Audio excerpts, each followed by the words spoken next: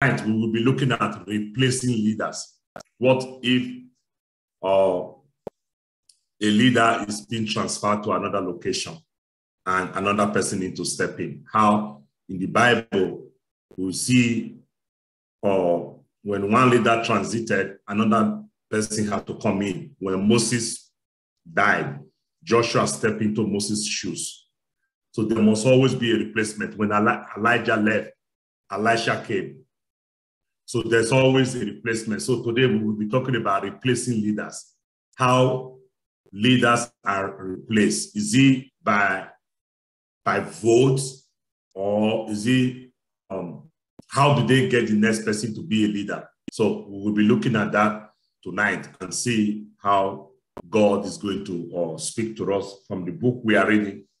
So if you look at the book of Joshua, Joshua chapter 1, verse 2, Joshua chapter 1, verse 2 and verse 5, he said, Moses, my servant, is dead.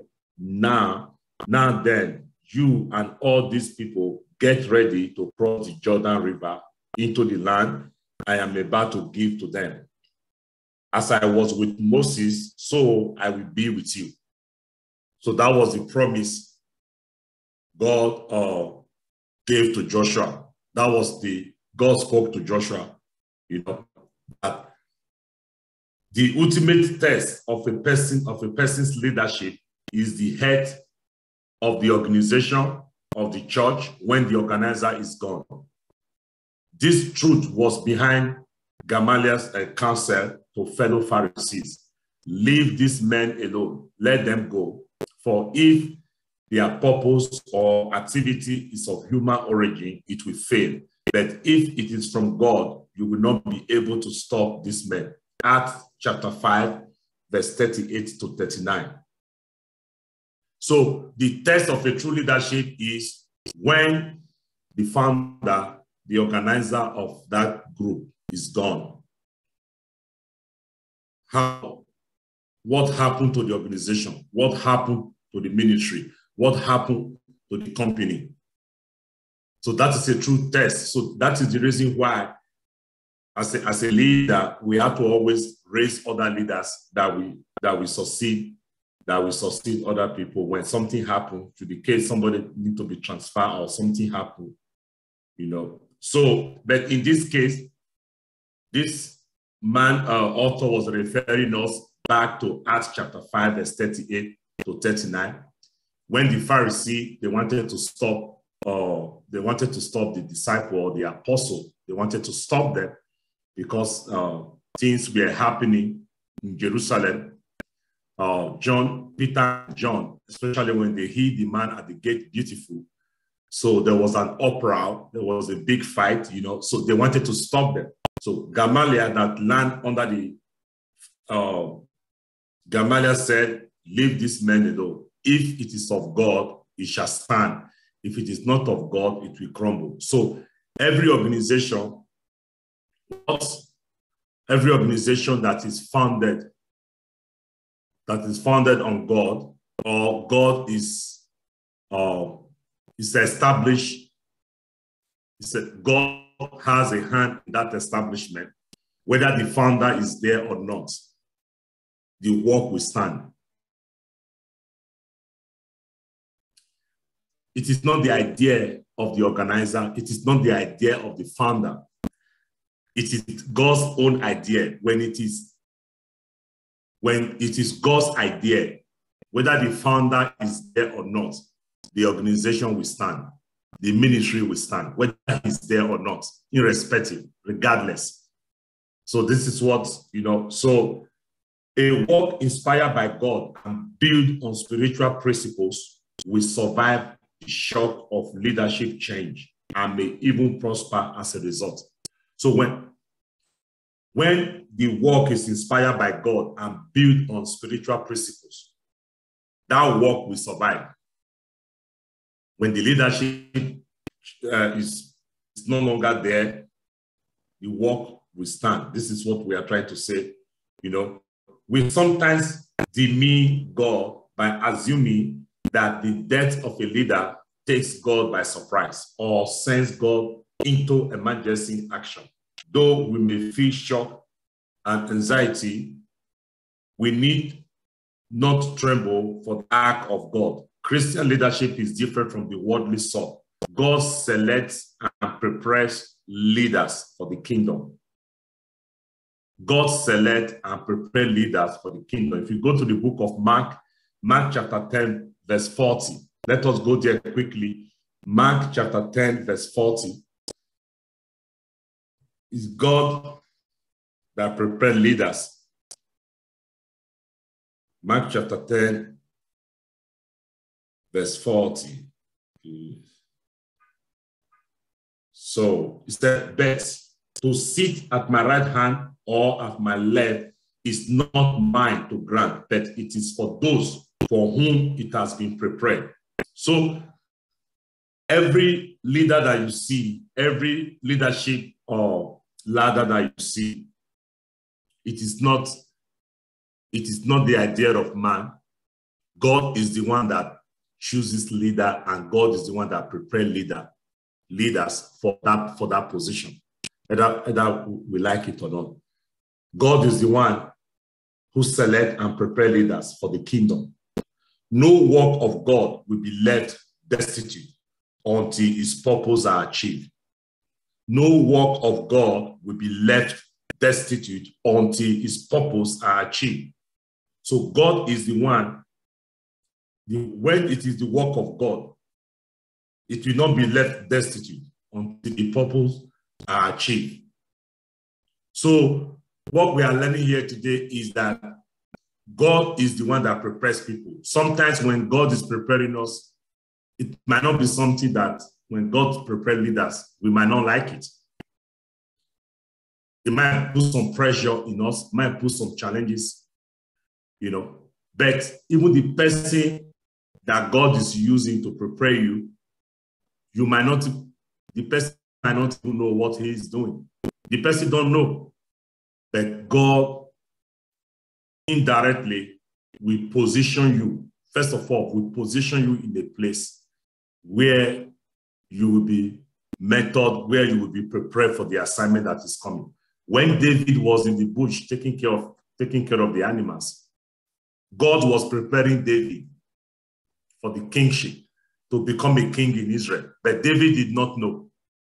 Even the Jesse, the father of David, did not know when he sent David to go to the bush, and other boys, the other brothers, they were all at home, having fun at home. But David was in the wilderness. He was in the bush. Sometimes during preparation, it can be something really, really, really bothersome, or something that we don't like. It can be pain when you are going through preparation, when God is preparing you for something that you will step into in the future. You might not like it. It might be through your company, through your job. They might give you some kind of job to do and say, this is not, I did not apply for this. Why are they telling me to do this? This is not my area of assignment. And you try to get out of that place, it's not possible. You try to leave that place, it's not possible. But God is using that position to prepare you for assignment that might come in 1 year or in 2 years that you might not know. So God is the one that prepares people. So sometimes we have to be patient as a believer. We have to be patient, not to just start to complain immediately. We don't have to start when something doesn't go, when there is a change in our life. We don't have to start complaining and start pointing fingers, start blaming the devil, no. Sometimes just relax. As a child of God, God ordained the steps of the righteous. God ordained the steps of the righteous.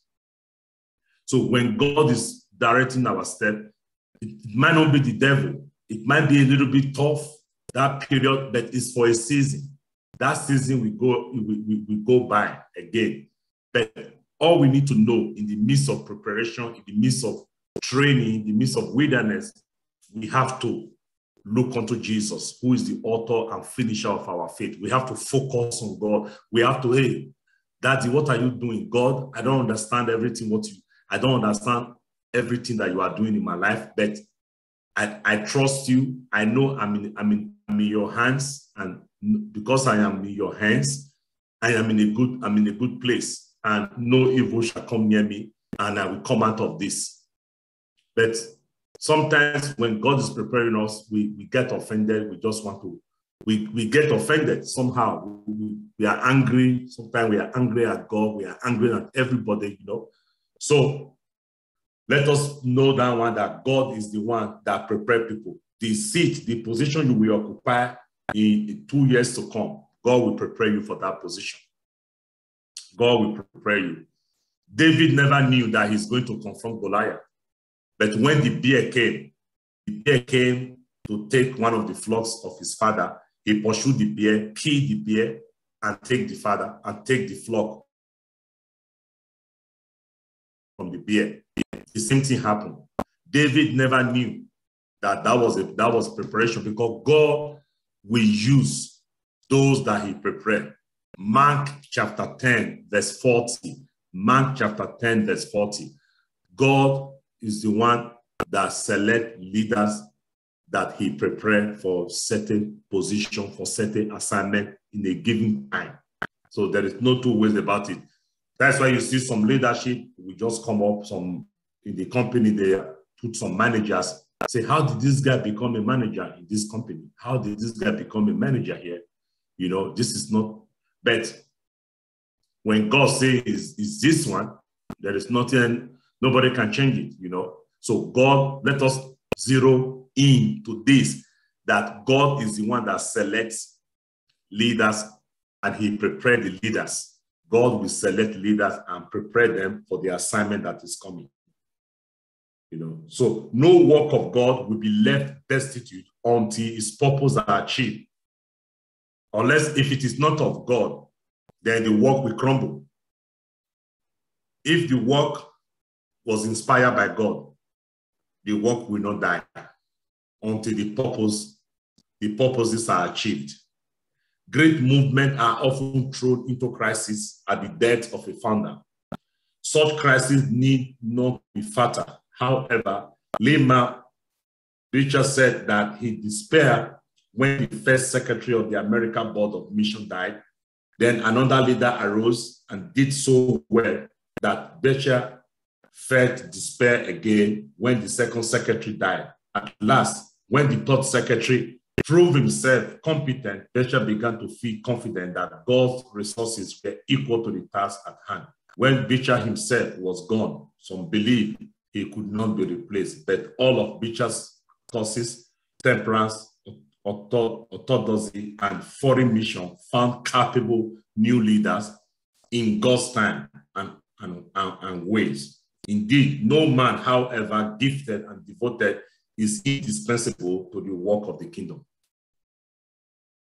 So no matter how gifted a man is or how powerful you are, there is no one that is indispensable. So God can replace a leader at any time. God can change, God can cause things to happen, and when it has to do with the kingdom, God can shake things around, So everything is in the hand of God. God is always at work, though we cannot see it. Preparing people he has chosen for leadership. That's exactly what I was saying.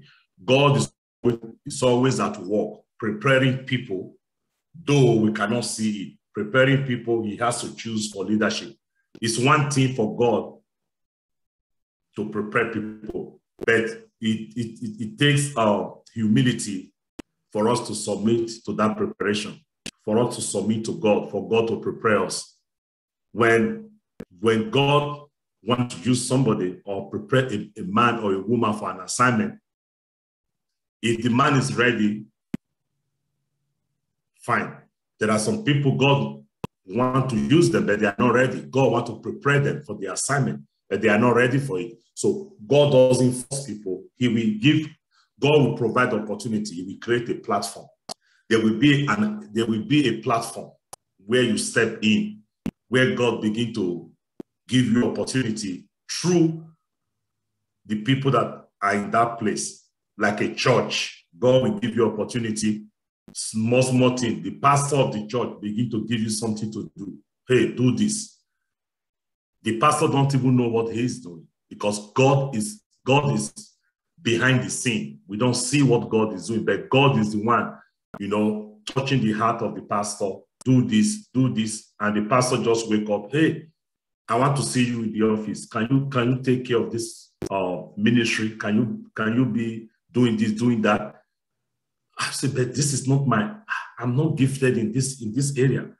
Why is pastor telling me to go and do this? It's not the pastor. Some people will get offended. They will be offended. Some people will even leave the church. Why do you want to change me from that department? You want to give it to somebody else?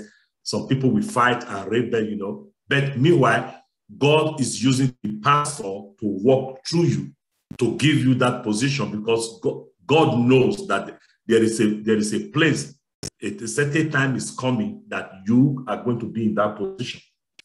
But it is a tough situation, When the crisis comes, God feeds his appointee into the place ordained for him. So after preparation, God will set something up. It might look like a crisis. It might be a shaking in the organization. It might be some shaking in the church. Might be some, God will move things around. Let the shakeable be shaking. Let the unshakable remain. So God will shake some things around. That is why you see there will be some reorganization in the companies, reorganization in the church, because God is the one stirring things up. Often, such a replacement is not apparent to an organization, but time will reveal. God's greatest gift to Israel, better than the land itself, were men like Moses and David and Isaiah. God's greatest gift are always the servant through whom he works. His greatest endowment to the church was the gift of 12 men trained for leadership. Imagine how distraught the Israelites were when the time approached for Moses to lead them. For 4 decades, the entire nation had looked to Moses for problem solving and direction. Moses had interpreted the will of God for them through 70 elders served under him. But there was none another Moses. Adding to this sense of crisis was the timing of his death, just at the point of entering into Canaan. The people could hardly believe that God had a new leader in reserve. But Joshua was in preparation, and the crisis brought him to the fore. Moses was, God sent Moses, go to Egypt, tell Pharaoh, let my people go. God used Moses to bring the children of Israel out of the land of Egypt, taking them to the promised land, to Canaan. But Moses elected 70 elders. When the father-in-law, Jethro, advised Moses, said, this work is too much for you. Select 70 people that will take the prophetic anointing on your life and put it on them so that they can help you in this assignment. You cannot do it by yourself. But Joshua was not among the 70 elders. Joshua was not among them.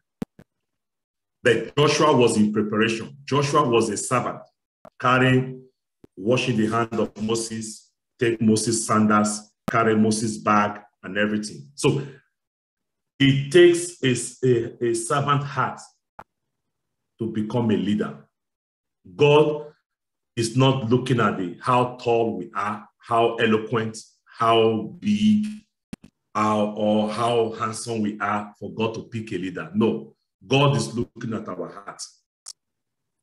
God sees the heart. Do you have a servant heart? Do you have a heart of submission? Do you have a heart of humility? Because if you don't have a heart of submission, if you cannot submit to God, if you cannot submit your leader that you are working with, there is no way you can submit to God. So God always looking at person's heart. So Joshua was in preparation because Joshua was a servant. But Joshua was in preparation and the crisis brought him to the fore. When Moses died, Joshua has no choice than to step out, for the assignment. Meanwhile, God already knew, because you remember, God is Alpha and Omega.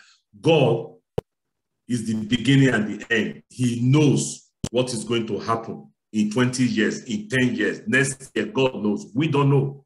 God knew the time that Moses is going to die. So God was preparing Joshua for this assignment. Many of us right now, God is preparing us for something. We might not know what God is preparing us for. We don't know.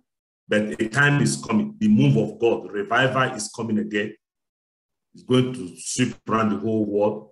The revival is coming. Could be that God is preparing us, for this assignment, For that is why we are talking about leadership. As I said yesterday, somebody called me and said, I thought you would be teaching more on prophetic, like how to hear the voice of God. How come you now move to leadership and discipleship? I said, I don't know. I don't even know how God, we have to obey the Holy Spirit, because when God says start teaching on leadership, talk about leadership, then that means God wants to raise leaders. Because the problem we have today, many organizations, many churches, so as a result of incapable leaders, people who don't know what it is to be a leader. So we have studied a lot. If you have missed some of the classes, you can go on our YouTube channel. We have all the teachings there. Every Monday teaching, we have them on our YouTube channel. You can listen to some of them. And there is also a book.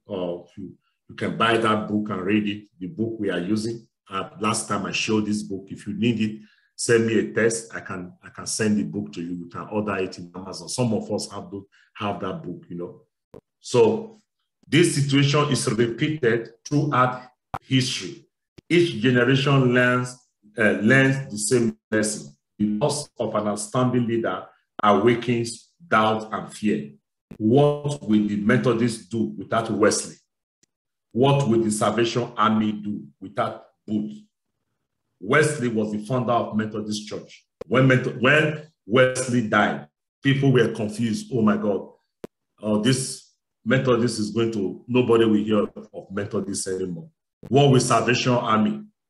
Booth was the one who started Salvation Army, So what with this? But today, Salvation Army is still very much active, even if most of the things that his vision, kind of they drifted away for some things, And Wesley also, Methodist is not like before, It's not like during the time of Wesley. Definitely, things will definitely change, will not be the same. But it's still there. The church is still there today, What will our church do when the pastor moves? When the pastor moves from that area, what will the church do? Will the church close down? So many people have this kind of questions in their mind. The path of glory leads always to the grave, but a new glory will be revealed. The greatest leader must inevitably be removed by death or some other cause, and the sense of loss will vary with the caliber of his leadership. But in retrospect, it will usually be seen that the seeming tragedy has actually turned out to be in the best interest of the work. Sometimes, removing the leader, another person steps in, sometimes it turns better that the new person that is coming has a better idea, is more gifted to even lead the people. Just like Joshua. They find out that later, Joshua was more capable to take the people of Israel, to take them to the promised land. But how do you know? Only after his removal are the character and achievement of a leader fully revealed. It was not until after Moses' death that Israel saw his greatness in the light of his completed work. The emphasis of death makes perfect the lesson of the life. At the same time, a leader's passing cut his personal down to size in relation to the work of God. However great his achievement, no one is indispensable. No one. Anybody can be removed. No one can say, without me, this thing is not going to work. Or if I'm not there, that thing will not work. That's not true. Because God is not a respecter of anybody. God can pull somebody from somewhere that is 10 times better than that person that says, without me, this thing will not work. No, God will raise somebody, especially when it comes to the kingdom. When it comes to kingdom business, God will raise somebody. He can move somebody from another place to come and take care of that work. The time comes when his special contribution is not the need of the hour. The most gifted leader has liability and limitation that become apparent when a successor comes along to advance the work. Often, a successor with less fame and prestige than a founder is better able to develop the work because of the specific gift he has.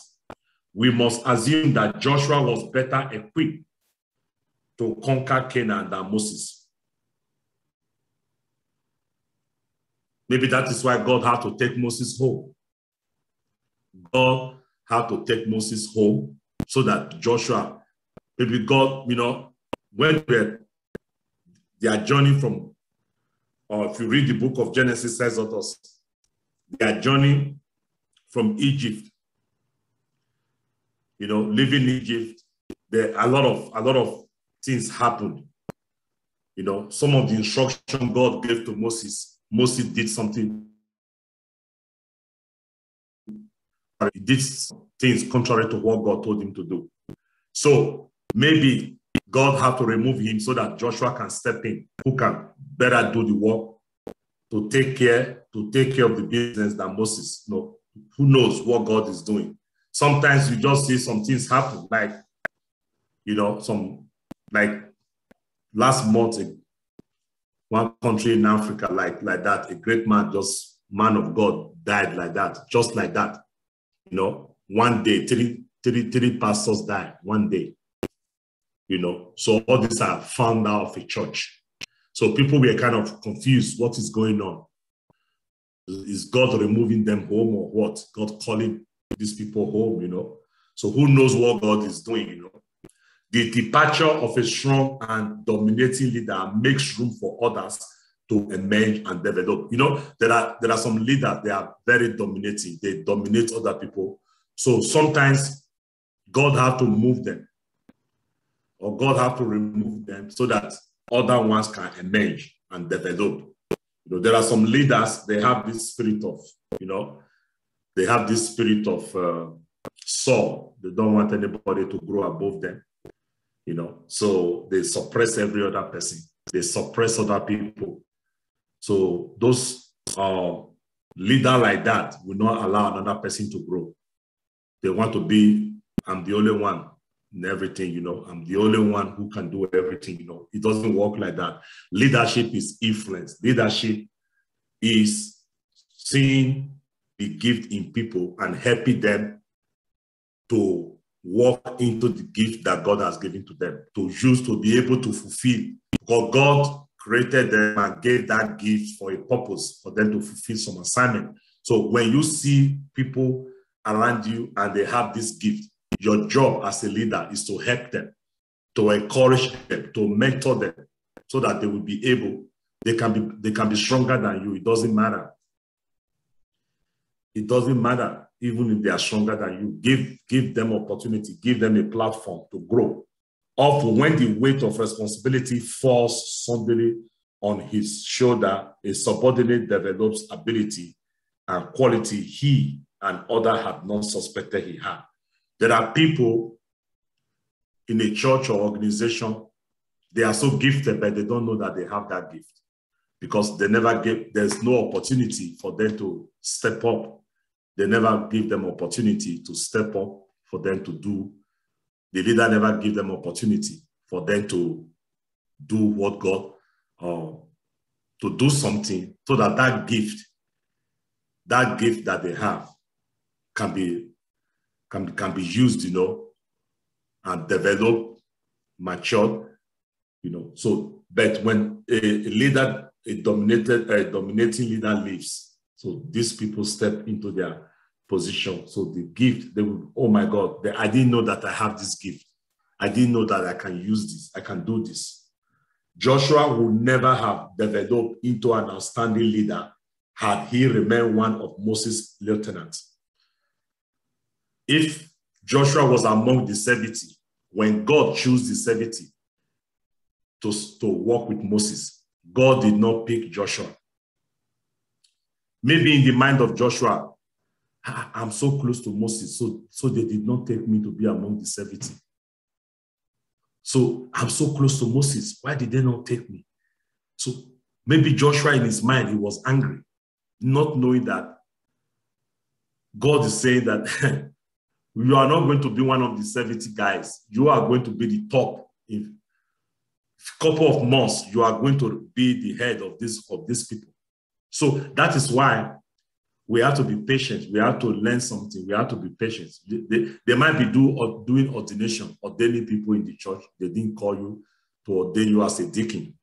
If they don't call you to ordain you as a deacon, some people get really, really mad. I remember when I was ordained in Chicago, I mean, out of 12 people they selected, only 2 people. They only took me and one lady. From 12 people that were selected, only 2 people were ordained, the whole church, me and one lady. So people got offended, really, really mad at the pastor. I mean, it was a tough situation. Many of us know here in Redeemed Christian Church of God, ordination is a very, very tough thing here in the US, you know. So, I mean, it's a big denomination. So ordination is really, really tough, you know. So people get offended at the pastor. They get offended and they were really mad, you know. But I was ordained there. I never used it to serve one day. And I was moved to Missouri. Because people were angry, you know. Allison is new in this church, he's new. I've been in Redeemed in Nigeria, you know. Why should he come up? Why should they? Not knowing that it's not the pastor that even, you know, pastor has no hand in all these things, you know. So the reason why I'm sharing this so that we can learn from this, that sometimes they might promote people in your company. Maybe you were expecting the promotion and they did not give it to you. Don't worry. Don't worry.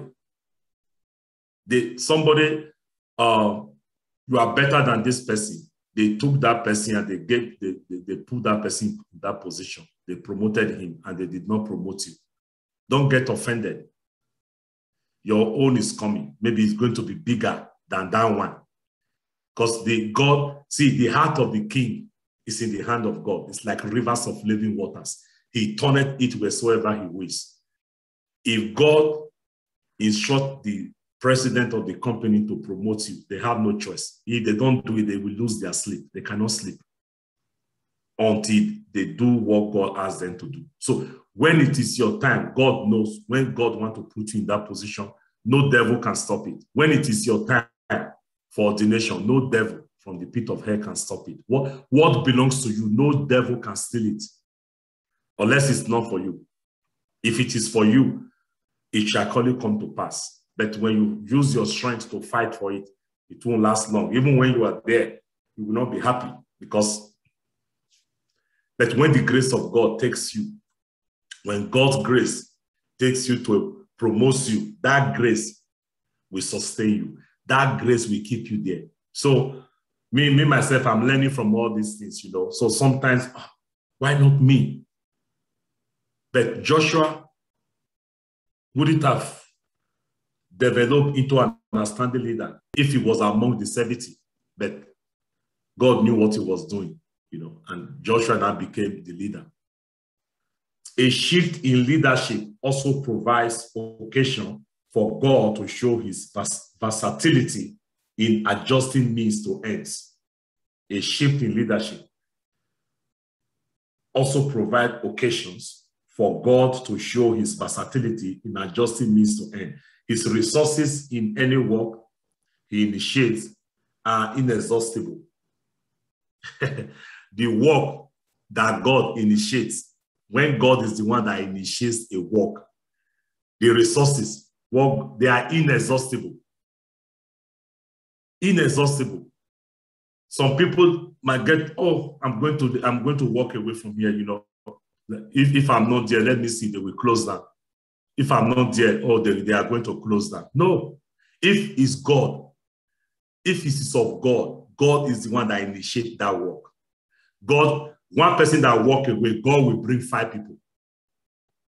That is how God works. That's what we are reading here. When it's God that initiates that work, his resources are inexhaustible.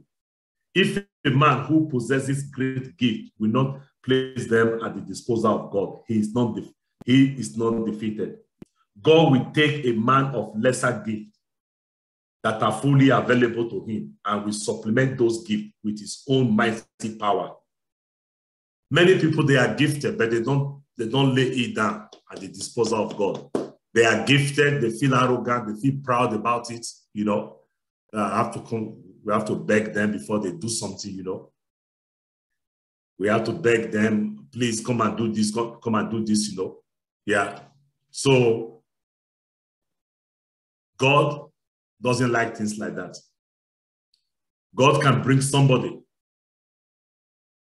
You know, God will take a man of lesser gift.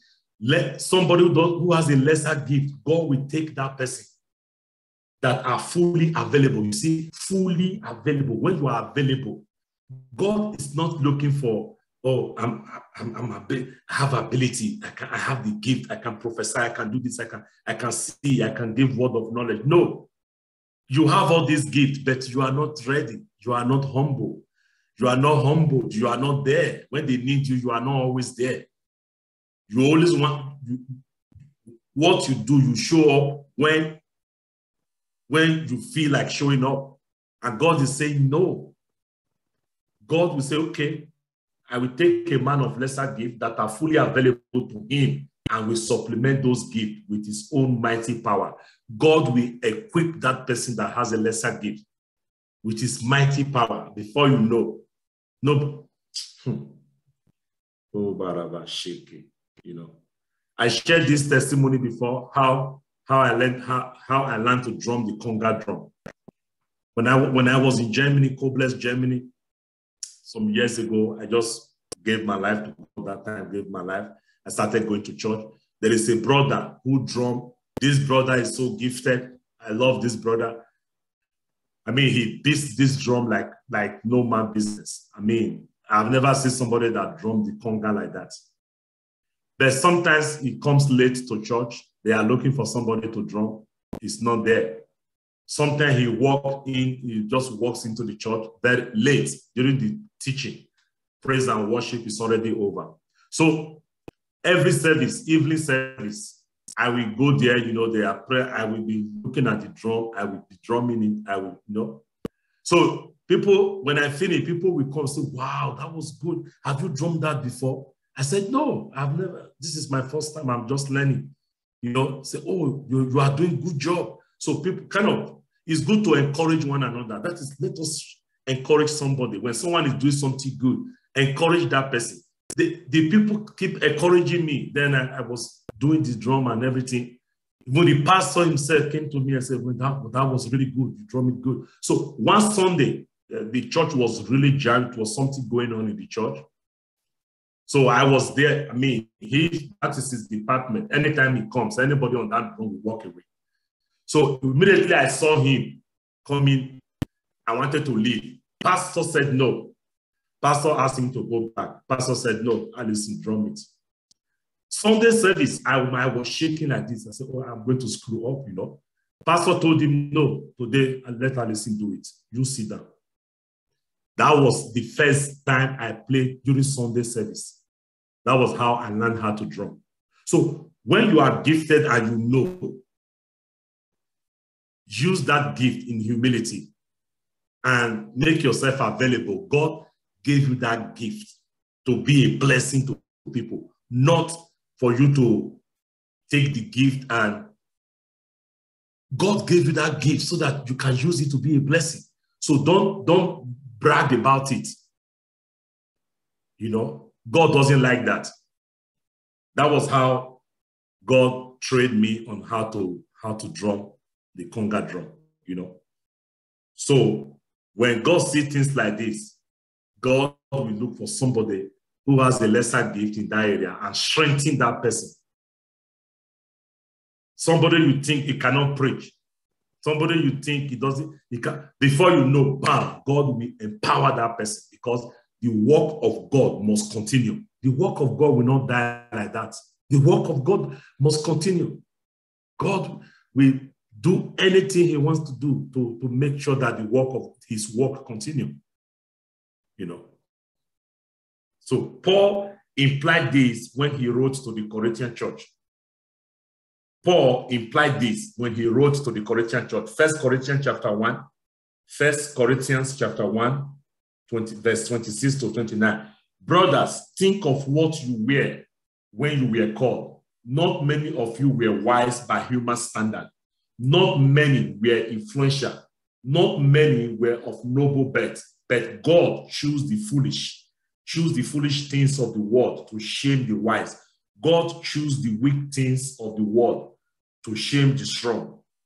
God chose the lowly things of this world and the despair things and the things that are not to nullify the things that are, so that no one may boast before him. You see, 1 Corinthians chapter 1, 26 to 29, God chose the lowly things, you know. Choose the foolish things. The people that are not, nobody thought that they will be able to do it. God will choose them. So that no one can boast. So because I'm eloquent, because I'm this and this. Many people, because they are gifted, they brag about it.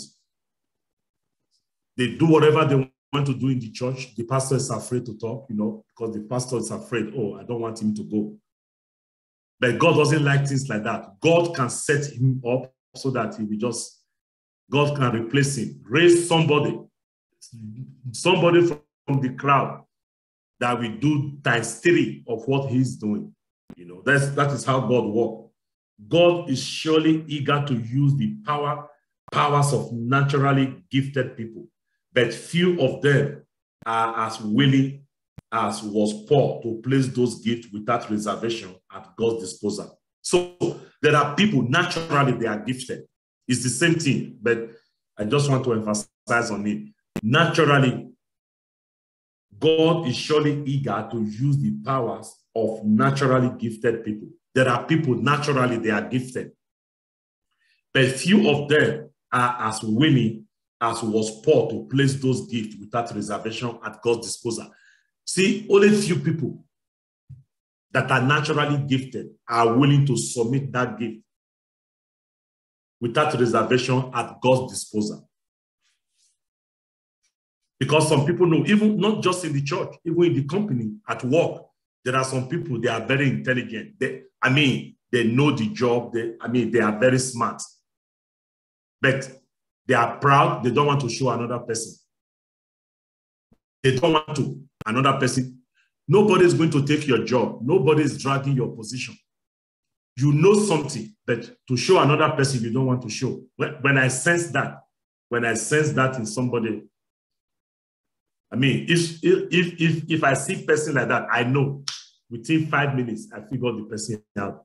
But when I ask question 1 or 2 times and I see the way you reply, I know, okay, this guy want to keep off, you know. So now I'm not going to come close to you to be asking you questions. I have to dig into it, start to read by myself, start to try to figure things out by myself.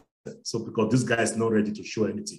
But me, I derive interest when even at work, even now, tonight, when I go to work tonight, somebody is coming in tonight. It's not on my shift, but he just want to come. I want to teach this guy for about 2 or 3 hours. He's not on my shift. He told his manager, I want to come. I want Alison to show me some things. You know, I derive interest in showing. If I know something, I want to share. I want to share. Right from time. It has always been like that. You know, and the more, see, what people don't know, the more you share, the more you know. God will give you more to share. It's just like water. When you open the water hand in your kitchen, the water is flowing. The more you open it, you know, then you have more water. and the water is coming out. There's some people, they just want to absorb. If you don't give out, you know, I don't know, you know, when you give out, you receive. It works in every facet of life. If you give, you know, you receive. In every area, not just in finance, not just in money, in every area. The more you share your knowledge, the more you share your knowledge, the more God gives you wisdom, because He knows that people are putting demand. People put demand on you now. People are putting demand on your knowledge. Then God will give you more wisdom, give you more knowledge. Even when you don't know it, when you read it, you understand it, because God knows that somebody is going to ask you that question so that you have answer for that person. That is very, very helpful. Anywhere you are, don't be stingy with knowledge. When somebody asks you for something, show them. They are not going to take your job. Even if they take that job, God will give you another one, better than that one. I'm telling you, you know. So in the world, don't show everything so that the guy don't compete with your job. No. In the kingdom, it's different, you know. So when such people learn to rely not on their own power and wisdom, but to depend on God, there is no limit to their usefulness in God's service. When you are naturally gifted, and you now know, you know, to rely not on their own power, you are not relying on your own gift or your own power and wisdom, but to depend on God. You know naturally that you are gifted, but now you not depend on God. There is no limit to their usefulness in God's service. You will do more exploits. But if you have a gift and you brag about it, God is not happy with that. Use that gift, because as a manager, if you are not there, nobody can do what you are doing. Or as a supervisor, or as a minister, head of. If you are not there, nobody can do that. Nobody can do what you do. In the world, in the worldly standard, that person is feel like very, very, you know, but it's not a good idea. Normally, when you are not there, the people should be able to do better. Then that gives, in the eyes of the management, that means you are doing something good. But if you are not there and everybody's hitting their head, oh my God, I wish he was here, I wish he was here. The person feels proud for himself. But in the eyes of the company, the upper management that understand leadership, that guy is not a leader. He's just a manager. He's not a leader. If you are a pastor, when you are not there, the church cannot function. The church cannot run successfully because you are not there. You are not a leader. You are just pastoring, but you don't have the leadership quality. When you are not there, let the church people come to tell you, oh, the church was great today. The church was awesome. Oh my God. That means you are doing something. God is using you to raise people. But if you make yourself as if you are indispensable, that if you are not there, nothing is going to happen. That's not you are pastoring, but you don't have a leadership quality. That's why you see some church, they don't grow because they just remain where they are because only one person tries to dominate everything, you know. So we have to submit our gift and depend on God. Submit our natural ability, submit it to God so that God can use us more. Towards the end, his life, A.B. Simpson was at great convention when a respected New York minister observed that there was no one similarly qualified to continue leadership of the organization when Simpson's tenure was done. The minister suggested that a large endowment be established to ensure that the work continued. Simpson said nothing and did nothing. He believed that if his work was from God, nothing could dismantle it. If it were not from God, no good purpose was served by keeping it going. How Simpson rejoiced during the last month of his life when he had retired from leadership in the alliance, as a report came in of increased missionary offerings and progress on the foreign field. The year after his death proved to be the most prosperous year in the history of the society to that day. No greater tribute could be paid to the quality of Simpson's leadership. You see, that man was a powerful man, A.B. Simpson. When he retired, things started to work better. People were worried, if you retire, who is going to be doing all this job, what you are doing now?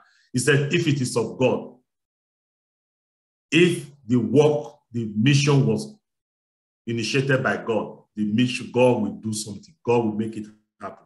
So when he left, before he died, the testimony that we are getting was, more than what when he was there.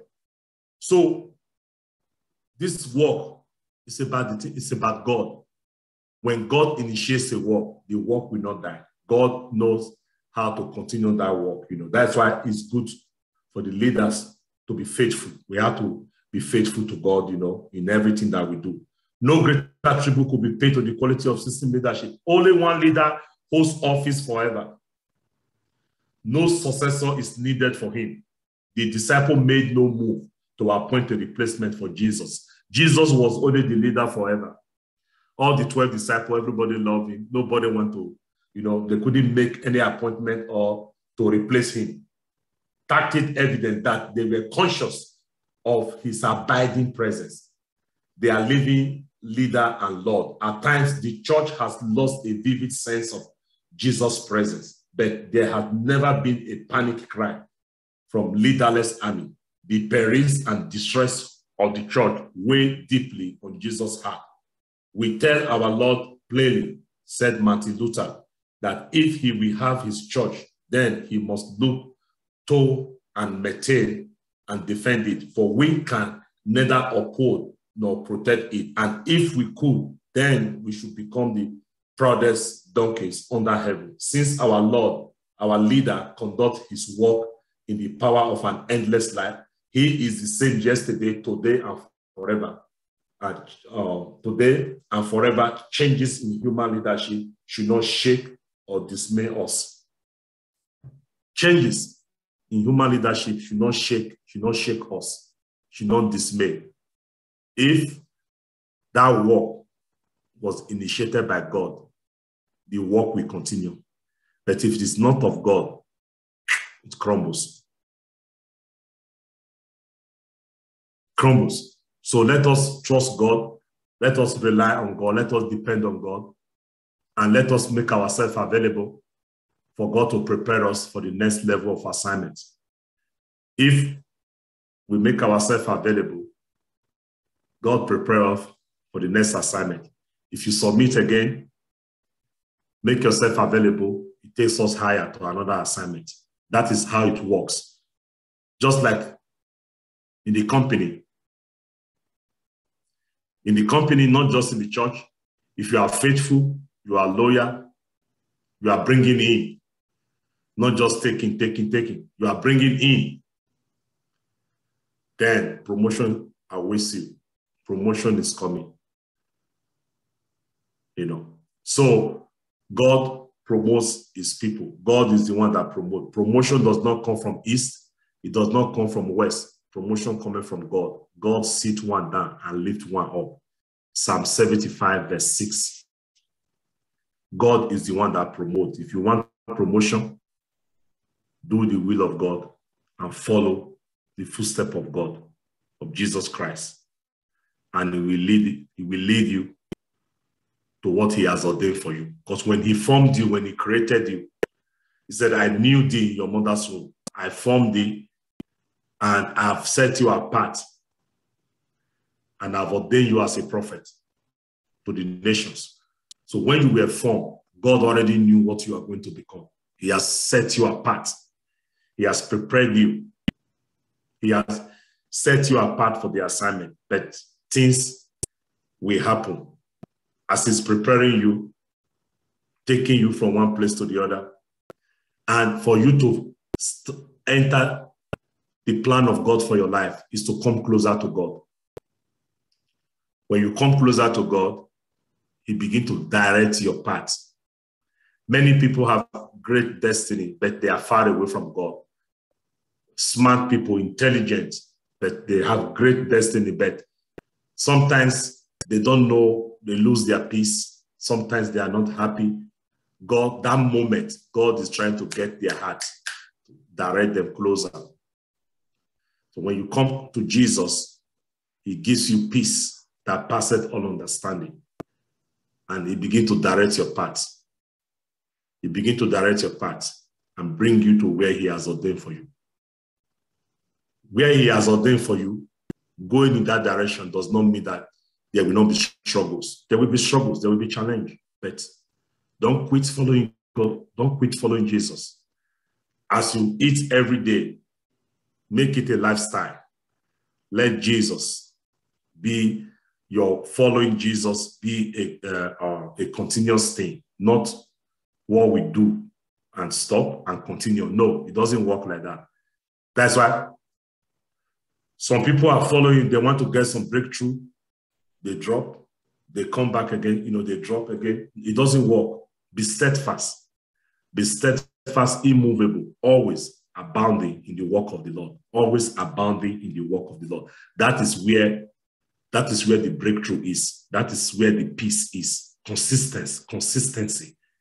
Then more grace. As you are under following the Lord with all your heart, serving, doing what God has called you to do, reaching out to people, ministry to people. As I said yesterday, in a week, try to talk to at least 2 to 3 people. Preach.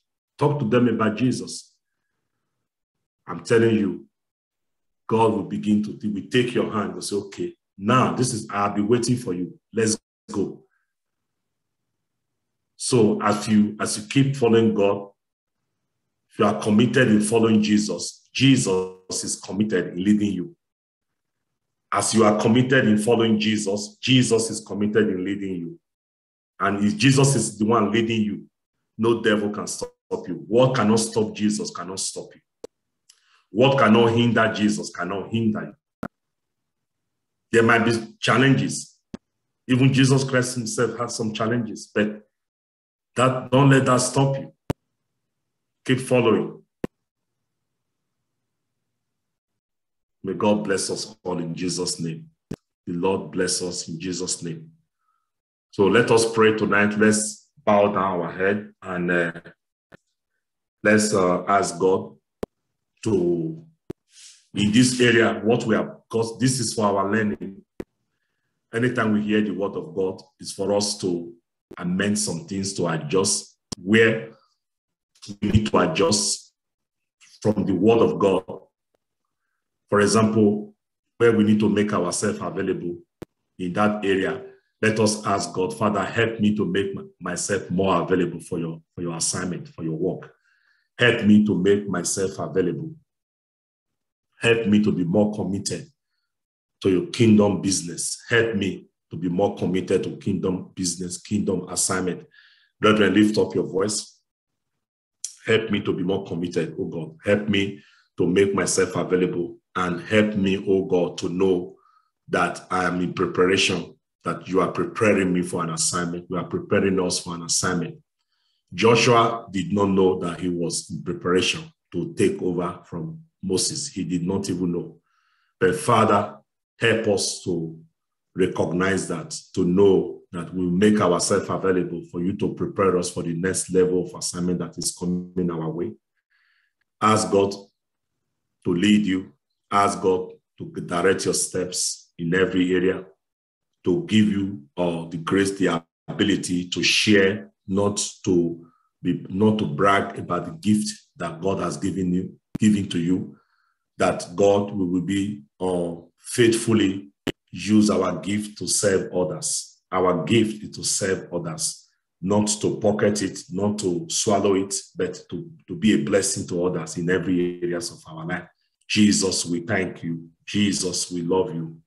We thank you for your peace. We thank you for wisdom, for making it possible for us to be here, to be at your feet, to learn at your feet tonight. Father, we pray, oh God, Father, Lord, that no weapon fashioned against us shall prosper. No weapon fashioned against us shall prosper. In the name of Jesus. Father, we pray, oh God, that you help us, oh God, to constantly, continuously dwell in your presence, to be steadfast, to be consistent in serving you, oh God. Help us to serve you, because if the Bible says, if you serve and obey me, you will spend your days in prosperity and your years in pleasure.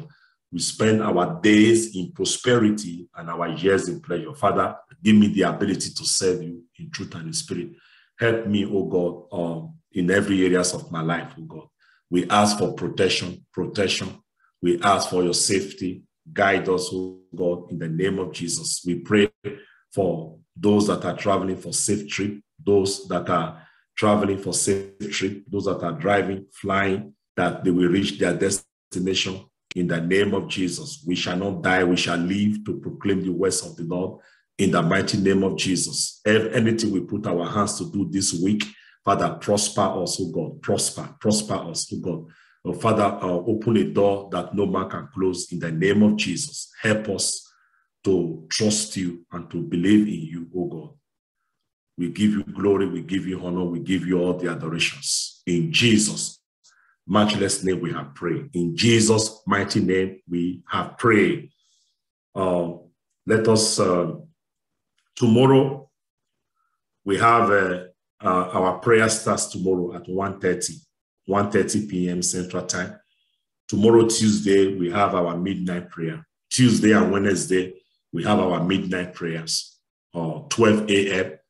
to 1 a.m. 12 a.m. Central Time in the US and 7 a.m. in Germany. We'll be doing our midnight prayers.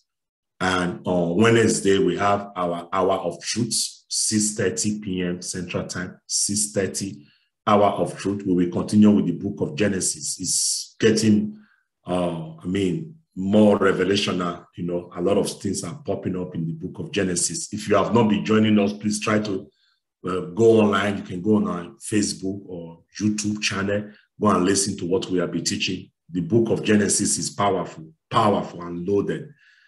So on Thursday, there is nothing going on the platform. On Friday, we have our Bible study, Luke chapter 7. We will be studying the book of Luke chapter 7, 1 p.m. Central Time and 8 p.m. German time. Then on Friday evening, 7 p.m., we have our intercessory prayers, the Friday prayer. So God Almighty will bless us, help us to fulfill God's given assignment in our life in Jesus' name. Let us share the grace in fellowship, the grace of our Lord Jesus Christ, the love of God, and the sweet fellowship of the Holy Spirit be with us now and forevermore. Amen. Surely God's goodness and mercy shall follow us all the days of our life, and we shall dwell in the house of the Lord forever and ever. Amen. Love you all. God bless you. See you tomorrow afternoon. God bless each and every one of us. Bye-bye. Yeah.